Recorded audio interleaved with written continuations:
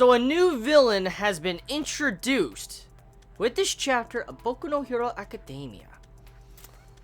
So this chapter reveals quite a bit, and it's a good chapter. It's a very good chapter. Just a lot of information I do want to take a moment to talk through. So before I get into the villain and just start discussing the design and stuff, the first half of the chapter, we come to find out that All Might was powerless. He was quirkless in the past. Before he ever got All for One, he was quirkless. He was just like Izuku as a person. He was quirkless. He was born without a quirk. And in that day and age, being quirkless was rare, but it wasn't as rare as Izuku. And so it's very weird how All Might is similar, very similar at the starting point to Izuku. So that kind of explains why All Might has kind of understood Izuku's situation, why he selected Izuku as his pupil, his disciple, and also why he continues to cheer him on. So all this different dialogue we've had with All Might and Izuku since throughout the series of Boku no Hero Academia, and now makes a lot of sense because All Might has been through these personal issues just like Izuku has gone through with how, like, he probably didn't have the body to support his quirk. So that's something I do want to mention. So, since All Might was an average human being, he probably started off similar to how Izuku is. Probably without a body that can really support All for One. And that might explain why he kind of continues to ag on Izuku to get better, stronger, and stuff like that. Why he hasn't really tried to step in and stop him, because he knows what Izuku is going through, since he probably also went through that. But also, offhandedly, we actually get some information about quirks that surprised me. It actually answers a question I remember bringing up about maybe 10 to 15 chapters ago, maybe even longer than that, probably even 20 chapters ago. I brought up a question a long time ago, and I have saw a couple of Chibits mention it too, that is it possible for All for One's quirk ability to be passed on to someone else that has a quirk ability? For instance, if All Might was to give his ability, so to say, to Todoroki, you know, the Fire and Ice Boy, is it possible he would also have All for One's ability, quirk ability? We come to find out, yes, he would. So, a person could have more than one quirk. That is what is kind of revealed in this chapter. A person can have more than one quirk, not just being born with fire and ice like Todoroki, but you can actually have more than one quirk. Like All for One can be genetically passed on to others. So this leads to a huge issue, a very possible huge issue in the future that is probably going to be a really big plot point later on down the road. We do know All Might, he gave his power to Izuku through genetics, like giving him a part of his self. And if it's that simple just to give someone your power All for One, like what we have seen through Izuku, what's to say it's not stopping villains from finding this secret out and then abusing it and stealing All Might's power for themselves? I mean, think about this for a second, okay? Think about that for a quick second. If people with already quirks can use this ability, and that would mean that All Might's secret gets out eventually, which it's going to happen. We know for a fact that's going to happen. When the secret does get out, and they figure that out, all these people, these top-class villains that are extremely strong, are going to get a hold of All Might's quirk power. So yeah, this leads into a really interesting plot point, because now that this is confirmed that you can have more than one quirk, other major supervillains will become powerful. And with the ending, dude, at the end of this chapter, the introduction of this new villain that looks like he's mummified, he has like this wrapping all around his face, he might be one of the people that kind of hurt All Might in the past. Like, we do know All Might was hurt a long time ago. He might be the dude that hurt All Might. I don't think the dude was ever caught, if I remember correctly. That could be the same dude.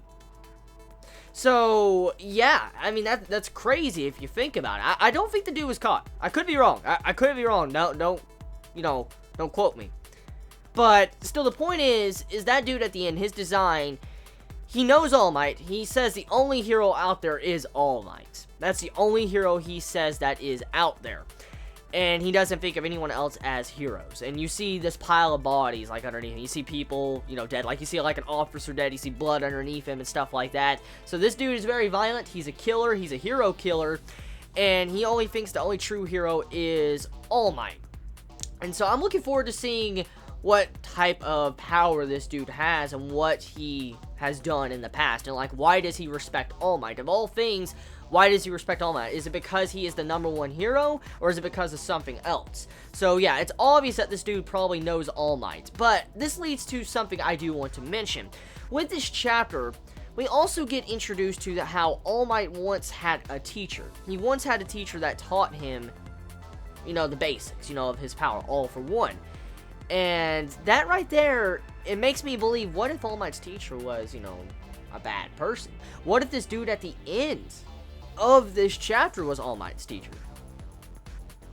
Possible. I mean, it's fucking possible, because we never seen the dude's face. So, it's possible. We'll have to see.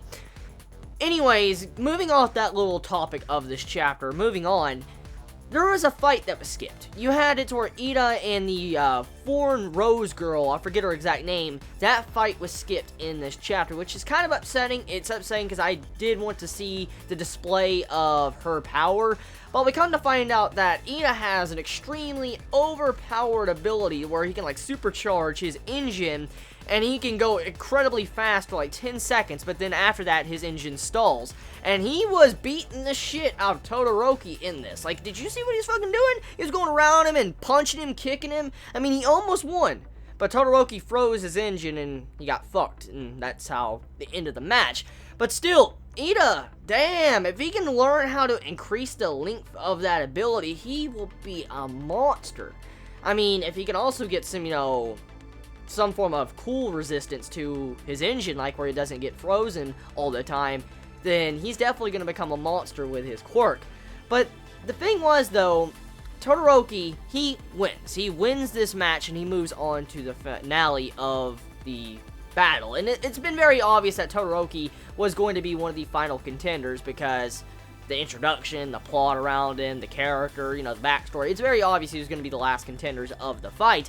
But like I said, none of us really expected Izuku to lose. None of us really expected that. And it's very shocking to even see this fight or this tournament still going on. Because usually when it comes to shonen, to a battle shonen, when a character gets knocked out, especially the main character gets knocked out, usually everything gets skipped. Like, the rest of the shit gets just quickly covered over. And thankfully, we actually had content in this that went past what Izuku did. So once again, the mangaka showing the spotlight to the side characters that really deserve it.